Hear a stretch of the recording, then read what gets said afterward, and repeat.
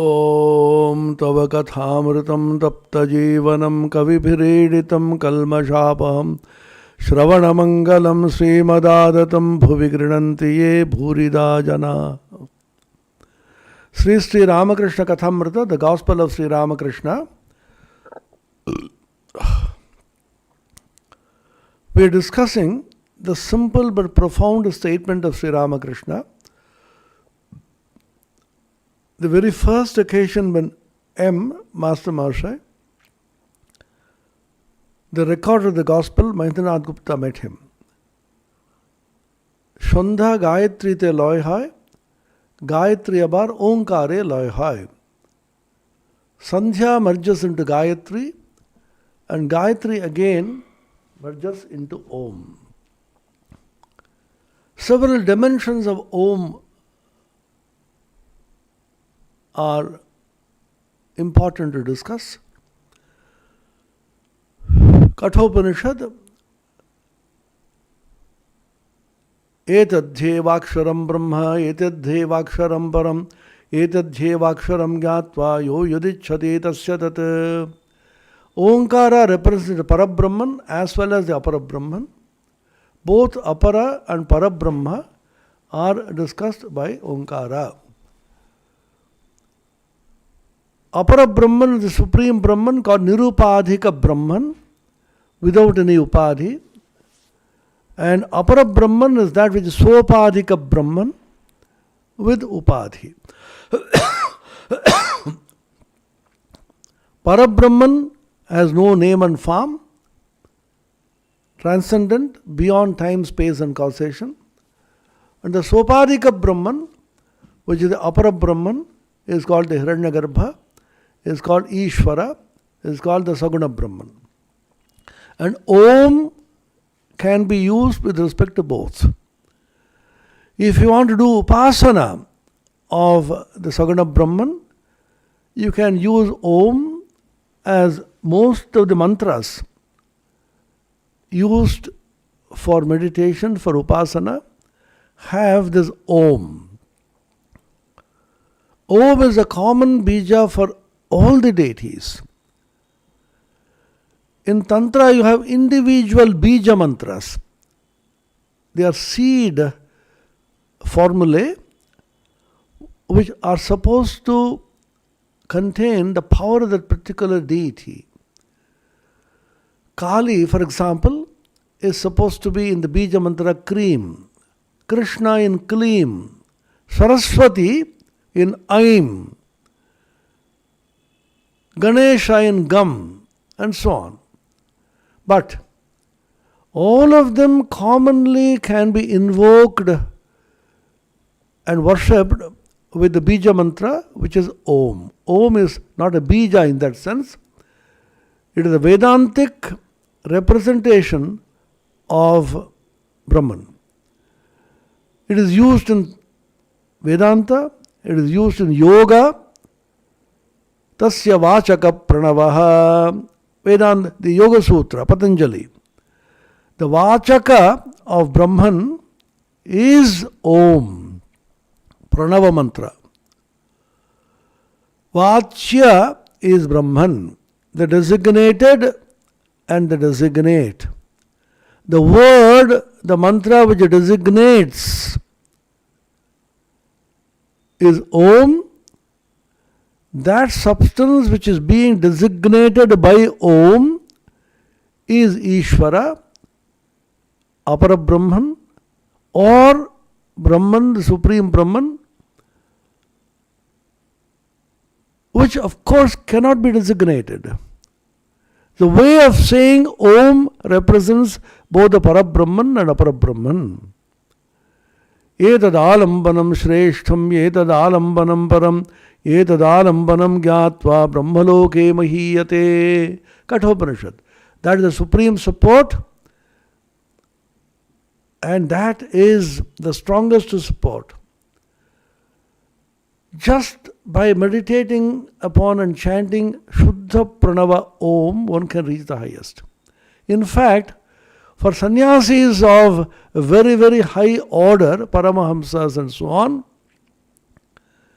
no other upasana is prescribed except the repetition and contemplation of Shuddha Pranava.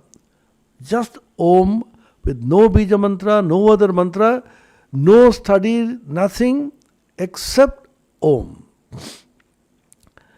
And the Mandukya Upanishad gives special emphasis on Om. The 12 mantras in the Mandukya Upanishad, which is the smallest of the Upanishads, yet the most profound, is all about Om. And it begins by calling Om Sarvam. Om ityetadaksharam idam sarvam. Idam sarvam, all this is only Om. Ekam aksharam. This one akshara, one single syllabular word is Om. Tasya upavyakhyanam. What is the interpretation? What is the meaning of this? Which is immediately understandable. Bhutam bhavat bhavishyaditi sarvam omkara eva. The past, the present and the future, all of them are just Omkara. Yachan yatrikalatītam tadapyonkara eva. That which is Trikala Atita, beyond Trikala, is also Omkara. The second mantra says in the Mandukya Upanishad, Sarvam hetad brahma, ayam atma brahma, soyam atma chatushpat.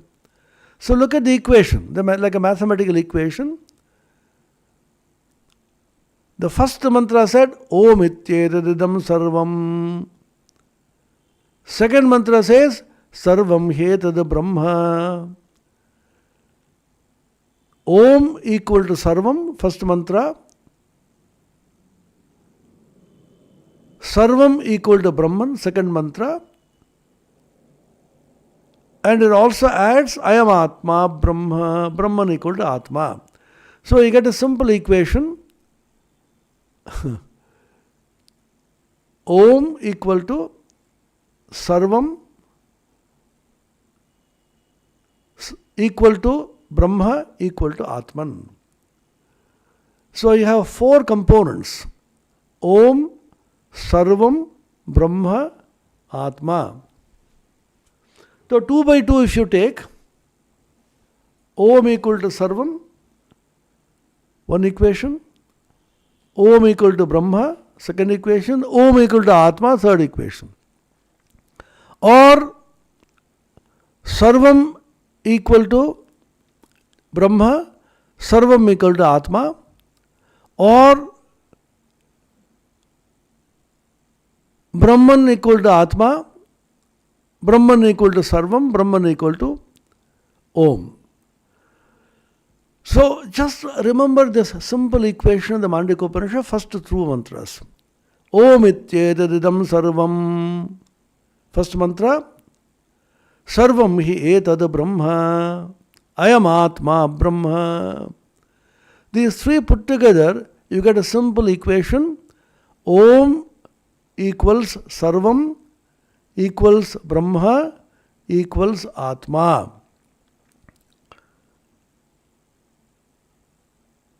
So all that you want to talk about is Om. The transcendent reality, which is Nirupadika Brahma, is also Om. The immanent reality, which is Sopadika Brahma Ishvara, is also Om. Sarvam, the entire Jagat, is also Om. And this Brahman is also the individual Atman, which means the entire existence, the transcendental as well as the immanent existence, comprising Brahman, Jiva, Jagat, Ishvara. This is all that exists. Brahman, the transcendental reality, and the immanent reality, which is constituted of three components, Jiva, Jagat, and Ishvara. All of them is Om. That's a simple formula. Any deity, if you want to worship, you can use Om. And Brahman can also be described, the Bhagavad Gita says, Om tat sadati nirdishto brahmanas trividhas prataha. Brahman is thought of in three forms, three ways. Om, Tat, Sat.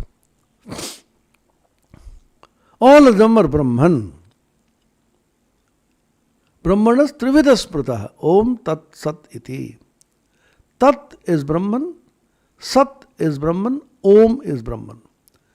And therefore, the famous formula which is very often repeated when we do worship, when we perform sacrifices, and when we talk about Vedanta, Om Tat Sat, Harihi Om Tat Sat, we always end by this.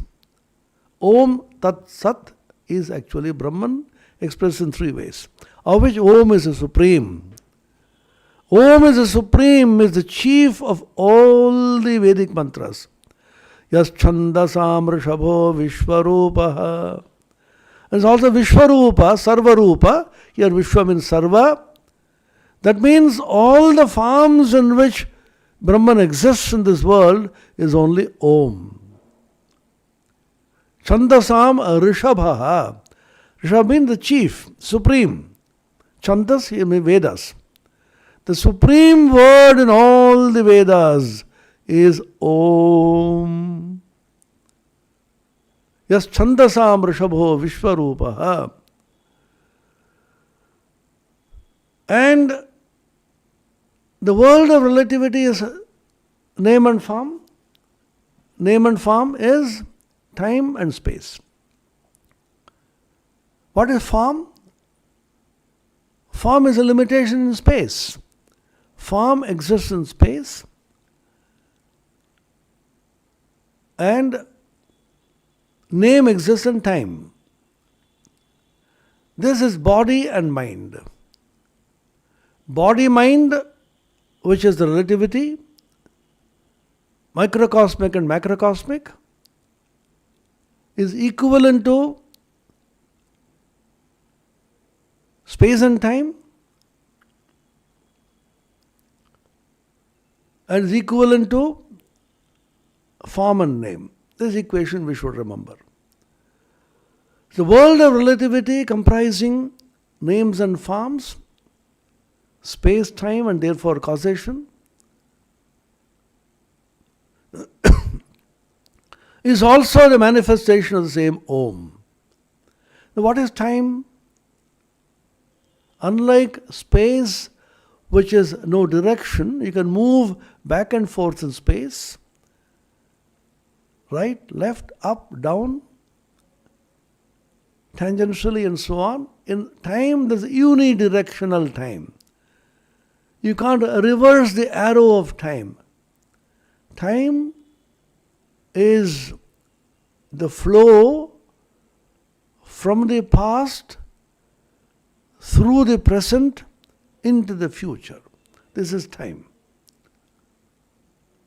And you can't go back in time unless you have imagination like H.G. Wells and Time Machine. Reversal of the arrow of time. Time reversal is a concept in physics.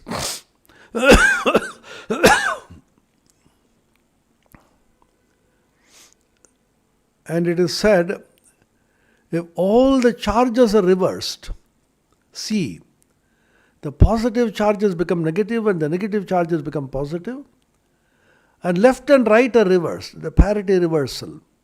Left becomes right and right becomes left, and time is reversed. The past becomes the future and the future becomes the past. If all of them are directly, simultaneously applied, CPT, then you will get the same world as you see now. That is called the CPT theorem in physics. Very interesting. Suppose you take from the future and run back the whole film. You take a film, you are seeing the film from the beginning to the end, Suppose you put it from the end to the beginning, the whole world is going backward. Time reversal. But it is not usually possible. So time is a peculiarity, it is unidirectional.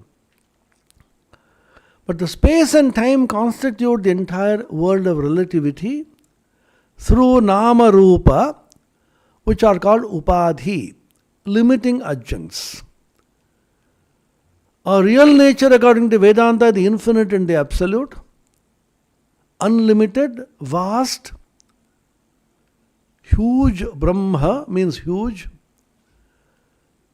Unlimited means not limited by space and time, and therefore causation.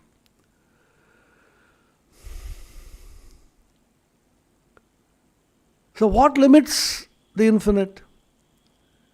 If the ultimate reality is the unlimited, infinite, what causes the limitation and makes the absolute relative?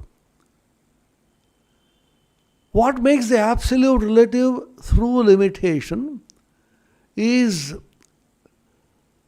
the relative structure of the universe consisting of space and time. Very simple.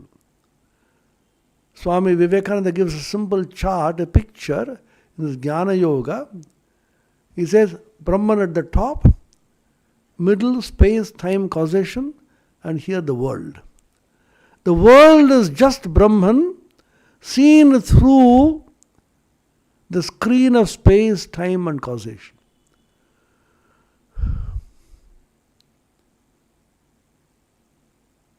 The infinite, unlimited Brahman appears to be limited, conditioned, relativized through the limiting adjuncts or upadhis called space, time, and causation. Desha kala nimitta upahita brahma chaitanya eva jagat. What we call the Jiva Jagat and Ishvara, the relative world, is only Brahman limited by upadhis. Then is there any difference between the Jiva and Ishvara? Of course there are. As long as you have the upadhi, there is big and small differences, and all that have to exist. Smallness and bigness, littleness and hugeness, all of them will be inevitably existing as long as you have the relativity. Ishvara, the personal God, is Sarvagya, all-knowing, Sarva Shaktiman, omnipotent, all-powerful, all-knowing Sarvagya, all-powerful, omnipotent, and Sarva Vyapi, existing everywhere. Sarva Shaktimatatva, Sarvagyatva, Sarva Vyapitva, omnipresence, omnipotence, and omniscience.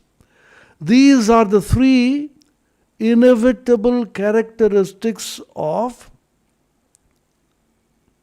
Ishvara. But a Jiva is Alpagya, little knowing, limited in space, and limited in Shakti or power. Alpagya, Alpashakti Sampanna, and Ekadesha Vyapi. He cannot be present everywhere. So these are the fundamental differences between Jiva and Ishvara. But the Upadhi and Ishvara are removed, and Ishvara becomes Anupahita Chaitanya, and the Upadhi of Jivas are also removed. Jiva becomes Anupahita Chaitanya. Then as Chaitanya, which is Anupahita, Jiva and Ishvara are identical, not as Upahita. Jiva cannot be Ishvara. But as Brahman, as Anupahita Chaitanya, they are the same. Example given in Chandogya Upanishad. Vacharambhanam vikaro namadheyam vrittiketyeva satyam. Names and forms are given to various objects made of mud. The Durga Puja, for example, the image of Durga, image of Lakshmi and Saraswati, the goddesses respectively of wealth and wisdom, images of Ganesha and Kartikeya, the gods of success, Vigneshwara, and valor, power, Kartikeya, and you have the Simha Vahat and so on, Mahishasura. All of them are images having a form and a name, all of them made of mud. On the 10th day of the puja, Dashami, Vijaya Dashami, you put the entire Durga along with all the images in water. It's called Visarjana or Bhasana. Then when the images are consigned to waters, suddenly if you say, oh, is the Visarjana over? Yes sir, just now it is over. No, go and bring some Durga mud, some Lakshmi mud, some Ganesha mud. Can you do that? No. All of them have been dissolved into mud, and mud is mud. Which is Durga mud, which is Ganesha mud, you can't distinguish because the name and form are gone. In exactly the same way, when all of us will dissolve into that Supreme Brahman, there will be no man or woman, no male or female, no animal or human being. What to speak of Indian or French or American or British and so on? All of us will be, all the beings will be dissolved into one Anupahita Chaitanya Swarupa. That's our real nature. So Om represents this. Anupahita Chaitanya, and it also represents the Upahita Brahma Chaitanya as Ishvara. This is the beauty of Om. Names and forms alone make a difference. Now, by taking the trail of Om,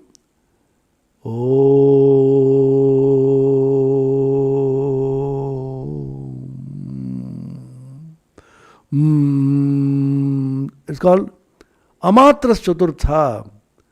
A, U, Ma, 3 letters, and they are called 3 matras.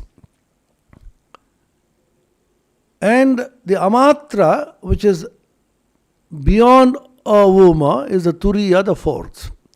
It is beyond. And Mandukya Upanishad maps them onto the temporal stages, past, present and future, bhutam, bhavat, bhavishyaditi, sarvam onkara eva, and it's also mapped onto Jagrat, Swapna and Sushupti, the 3 states through which we pass. The Upanishad, the Rishis took our daily experience, and based on our daily experience they constructed certain methods of upasana using which we may be able to reach the transcendent. All of us are now caught in the relative plane, the plane of time, space and causation. How do you go beyond this?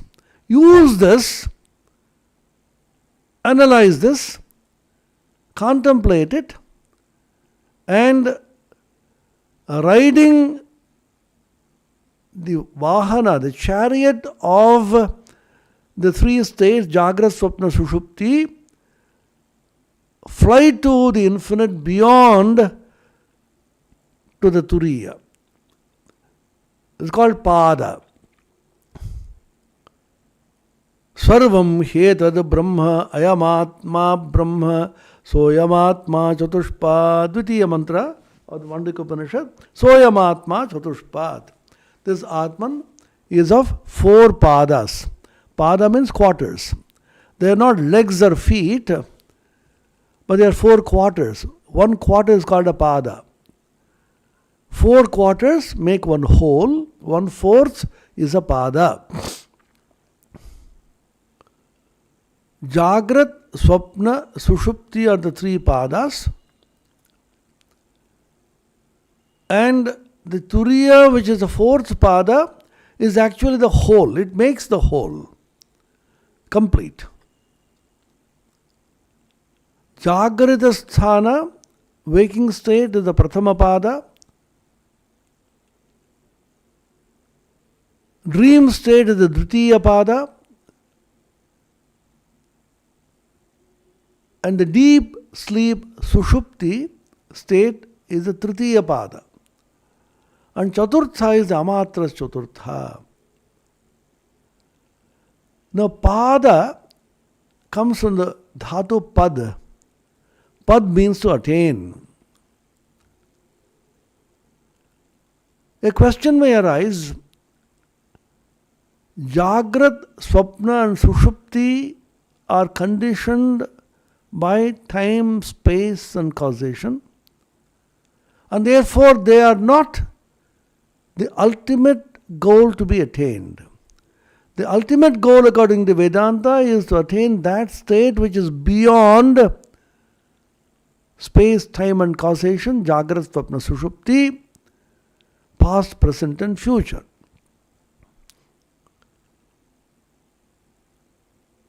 So if you use the word pada for Jagrat, pada for Swapna and pada for Sushupti, then can this be called states to be attained? Because pad means to attain. Shankara very beautifully, it is a luminous remark here. In the case of Jagrat, Swapna and Sushupti, the 3 states, pada means the state through which, this is the sadhana, padyate anena iti padaha. That through which is attained is called pada. Then what about the Turiya? Turiya is not that through which it is the state to be attained. Then he says, that means padyate iti pada. Pada in the context of Turiya means the state which is attainable, state which is to be attained. Whereas, in the case of Jagrat, Swapna, Sushupti, pada means that through which it is attained. Padyate anena. This leads us to a remarkable insight which the Upanishad Rishis give, which harmoniously blends this world and the next world, the relative and the absolute, God and the world. There is no hiatus, gap between this world and the other world. It is not that you reject this world in order to go to the transcendental plane. It's one continuous, homogeneous, integral whole. To be able to reach the transcendental reality as the Turiya, padyate, attained, the process by which you go, the paths you take to reach there, padyate anena, is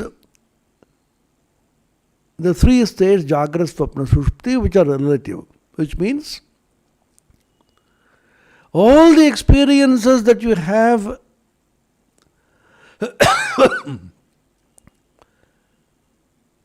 in Jagrat, Swapna, Sushupti lead you to the experience of the Supreme Reality in the Turiya.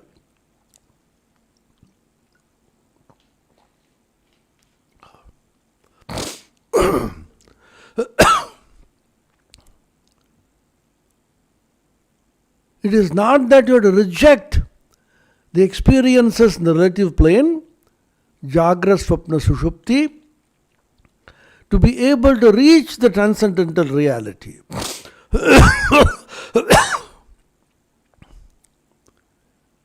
There is no rejection, there is no exclusion.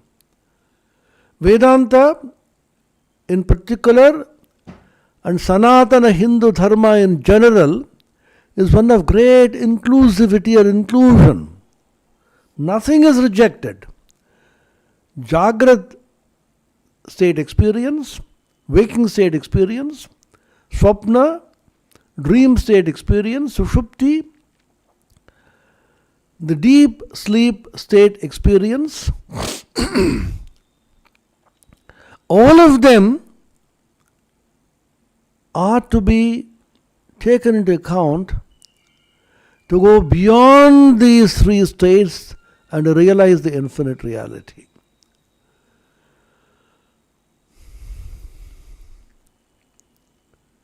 And Om represents all of them. That's the beauty.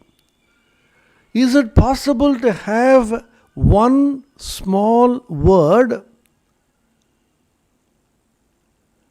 to represent the entire gamut of reality, both immanent and transcendent, relative and absolute, transient and permanent and changeless, this and that, within time space and beyond time space? It is possible, and that is Om. So, A, U and Ma, the three components of Om, are mapped onto Jagrat, Swapna and Sushupti. What is the experience in the Jagrat Avastha? In the Jagrat Avastha, waking state, your experience is that the consciousness is focused outside. Bahish pragya, that is the word used in the Mandika Upanishad. Your pragya, your consciousness is bahihi, outwardly focused. Jagarita is outwardly focused. And in deep sleep experience, in dream experience, it is inwardly focused. When you are sleeping and dreaming, all your senses are inward looking. You don't have any senses which are seeing the outside world. What is that you are experiencing? You are experiencing the images and the impressions of the various experiences that you had during the waking state, the subtle impressions called samskaras. And these samskaras are thoughts, come as vivid objects.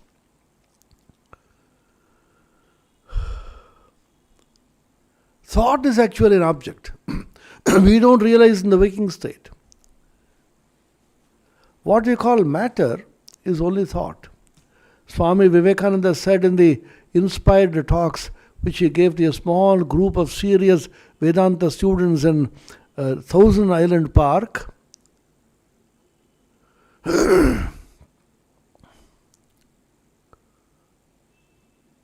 matter is only externalized thought. What you call matter is only thought, which can be vividly, experientially seen in dream. In dream, you think of an apple, you get an apple. What you have is only a thought of apple, a chintana, a pratyaya in the manas, buddhi pratyaya. And this thought of the apple immediately materializes the apple, and this materialization is not gross but subtle materialization which you see and eat in dreams. There is an interesting story of a boy, young child. It was dreaming, and then it wanted to eat chocolates and ice cream. The mother wouldn't give him because he is demanding constantly chocolates and ice creams, which is not good to eat too much. Mother said, no, not today. Then he was crying and then went to sleep. In dream, he had chocolates and ice creams. And he was saying 1 and 1, 2. Just he wanted one more chocolate ice cream. And he received it in dream and the dream broke. And came out crying, Mom, my dream broke. I could have finished the chocolate ice cream and then I could have woken up. Why did I wake up so early?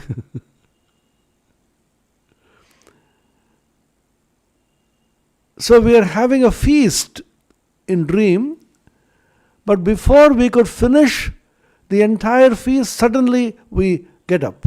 The dream breaks. Oh, what a loss, I could not finish the feast. What are you eating there? You appear to be eating objects when you are in the dream state. You don't realize it is dream. But what you actually are eating are only subtle objects.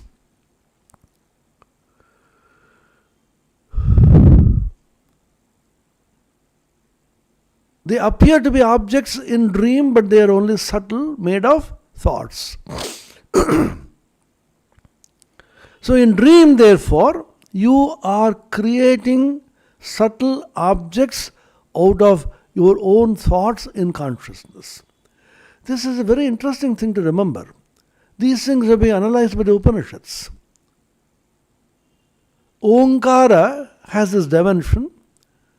Gayatri, Omkara, Loy Hoy, Gayatri merges into Om.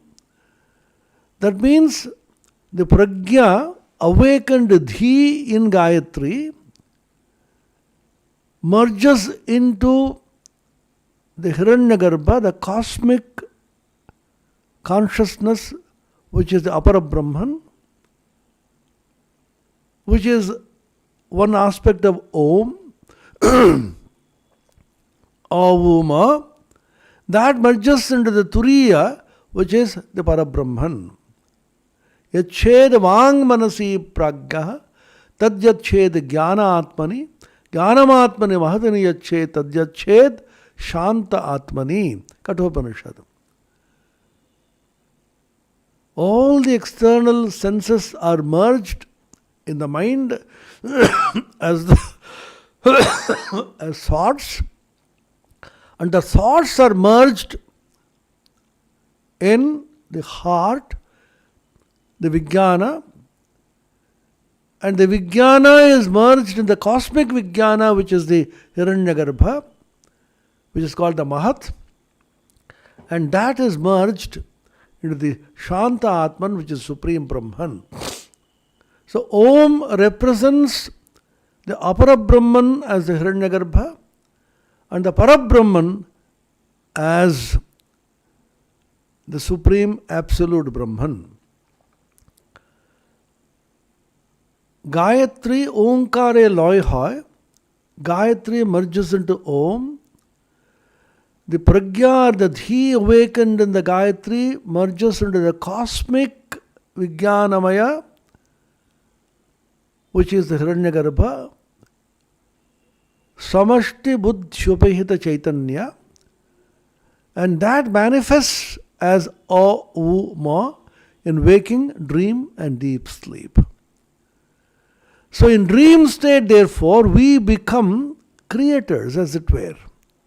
We create objects from out of our own thoughts and subtle impressions in the mind.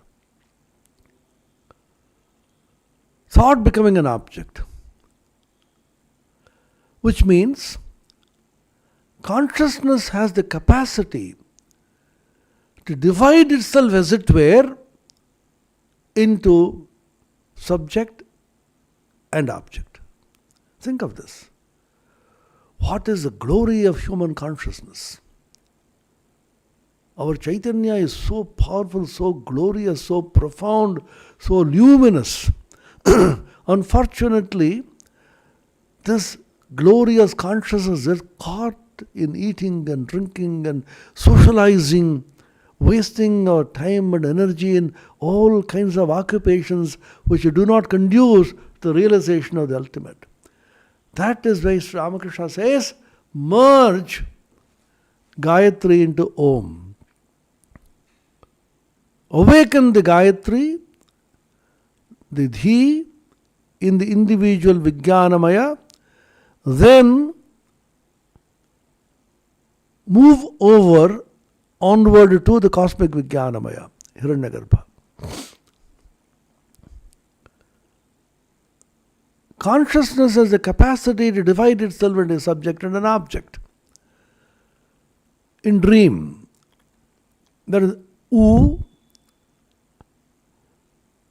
Consciousness is inwardly focused.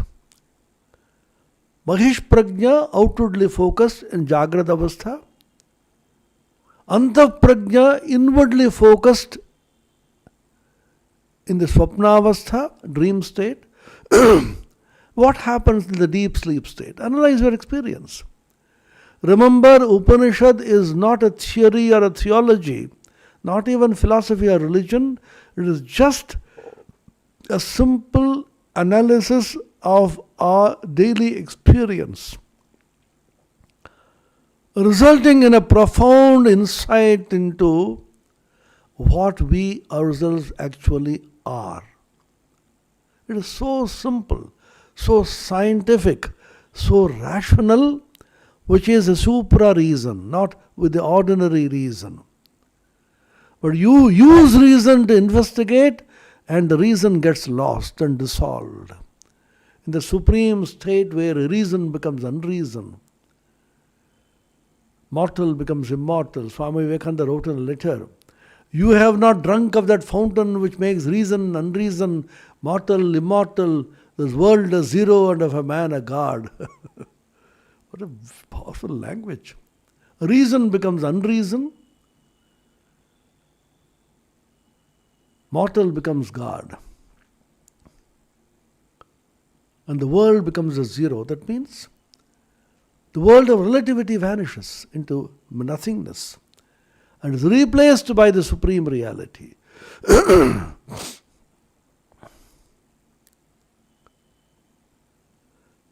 So the inward focus in dream state, having come from the outward focus in the waking state, now passes on to the deep sleep state, Sushupti. What is the experience which we have? Nothing. There is no experience, there is no sound which is heard, there is no eye. There is just a blank, ajnana. But we feel a sense of great joy and a great feeling of not knowingness. Vedanta describes this experience as daily experience.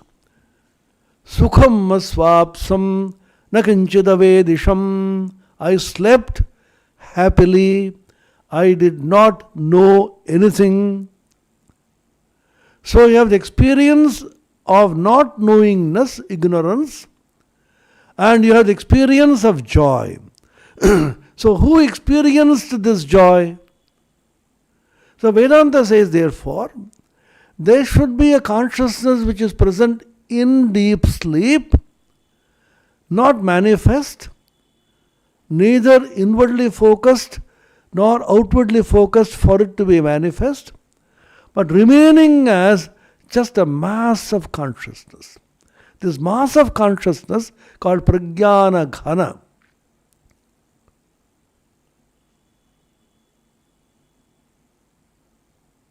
Thereon you pass on to the Turiya state, in which ignorance is lost and the supreme light of consciousness reveals the truth. It is not the ordinary light which you see in the waking state or in the dream state. In the dream state you see the light of the Atman Antarjyoti. In the waking state you see the Surya Jyoti, Chandra Jyoti, Agni Jyoti, the light of the sun and the moon and the stars and the fire and so on. And in the supreme state of illumination you see the Brahma Jyoti, which is the light of all lights. Tat Shubhram Jyotisham Jyotihi Tadyad Atma Vido Viduhu. Mundakopanishad.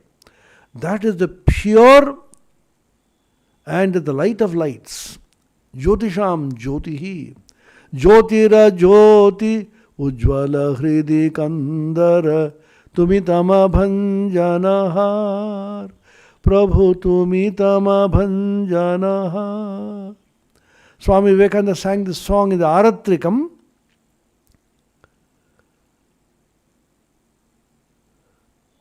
Jyotira Jyoti, Jyotisham Jyoti, adaptation from the Mundaka Upanishad. Light of lights. Ujjvala Hridi Kandara. The cave of the heart is being illumined. Tama Bhanjanahar, the darkness of ignorance is abolished or removed, destroyed. Nashayam Yatma Bhavastho Jnanadipena Bhasvata. Bhagavan says in the Bhagavad Gita, 10th chapter, 11th verse. Aham Ajnanadam Tamaha Nashayami. I destroy the tamas, the ignorance born of Ajnana, the darkness, and by the Jnana Deepa, the lamp of knowledge, I illumine the heart. This has been spoken about in all the religions. Christianity talks about the uncreated light, the luminosity of the vision of Christ. And Islam also has the same idea of a light which is luminously illumining your heart. The saints and mystics, particularly the Sufis in Islam and so on. Every religion talks about it. The Buddha also talks about this transcendental light and so on. The experience is the same. All the mystics speak the same truth in different languages. So Ramakrishna used to make fun. All the jackals howl alike. Shab shialer ek rag. So the mystic experience is the same across all religions and all traditions, only the language in which it is put is different. So the Bahishprajna in the waking state, outwardly focused consciousness. Antaprajna in the dream state, inwardly focused consciousness. And Prajnana Ghana, the mass of consciousness in deep sleep.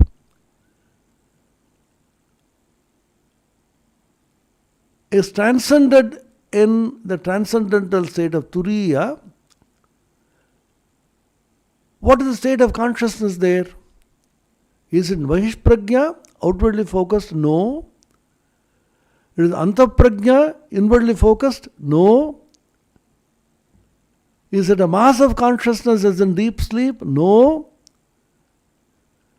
Then it is conscious? No. Is it unconscious? No. It is both conscious and unconscious? No. What is it? It is unseen, unseeable, non-transactionable,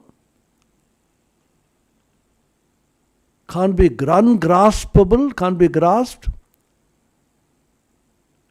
there is no gap or hiatus in consciousness, and it's one unbroken stream of consciousness. The higher supreme consciousness is flowing as one stream, and the entire world of relativity is quashed and quelled. And it is supreme tranquility, and it is the nature of auspiciousness, and it is non-dual Advaita. This is the mantra in the Mandukya Upanishad describing the Turiya. Na antav pragyam na bahish pragyam no ubhayata pragyam na pragyana ghanam na pragyam na pragyam adrishtam avyavaharyam agrahyam alakshanam achantyam avyapadeshyam ekatma pratyayasaram prapanchopashamam shantam shivam advaitam chaturtham manyante sa atma sa vigneyaha. This is the chaturtha, the fourth state of Turiya, sa atma, that is Atma, and that Atman has to be realized.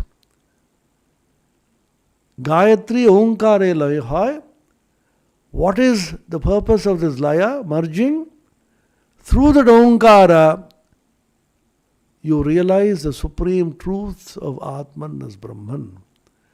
So this profound statement of Sri Ramakrishna, from so many angles of the Upanishads and the Gita we discussed, Sandhya Gayatri te loy hai, Gayatri abar Omkare loy hai. Sandhya merges into Gayatri.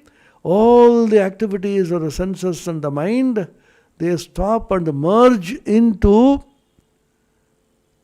the Buddhi, the awakened Dhi, Yached Vang Manasi Pragyaha, Tadyached Jnana Atmani, Gayatri te loy hai, Gayatri Omkare loy hai, Jnanam Atmani Mahatani Yached, Apara Brahman, the one aspect of Omkara,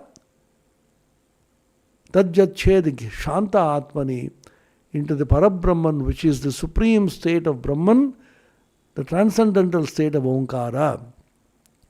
So this pithy, small, innocuous, simplistic expression of reality and sadhana has such profound implications. Sandhya Gayatri te loy hai, Gayatri abar Omkare loy hai. Sandhya merges into Gayatri, and Gayatri again merges into Om. Let us think of this, meditate upon this, and pray for the grace of Sri Ramakrishna so that we may realize the truths of this statement in this very life and make ourselves supremely blessed, Shanta and Shiva, calm, tranquil, and be a source of great auspiciousness and blessing the whole of humanity. Sarva Bhuta Hite Rataha. That is the ultimate calling of Vedanta.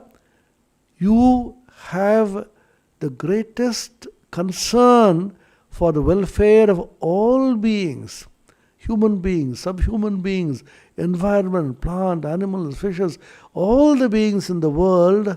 You have the greatest concern for their welfare. So Shiva, Shantam, Shivam, Advaitam, because it's you as the supreme consciousness that is pervading the entire universe. This is one of the profoundest realizations of Advaita Vedanta, which has been capsulized in a very compact form by Bhagavan Sri Ramakrishna in this pithy, aphoristic, profound instruction on the very first occasion to M. Sandhya Gayatri te loy hai, Gayatri abar Omkare loy hai. Sandhya merges into Gayatri, and Gayatri again merges into Om.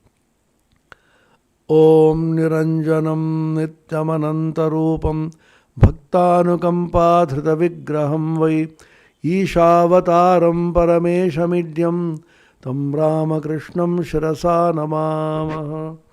Om Shanti Shanti Shanti. Hari Om.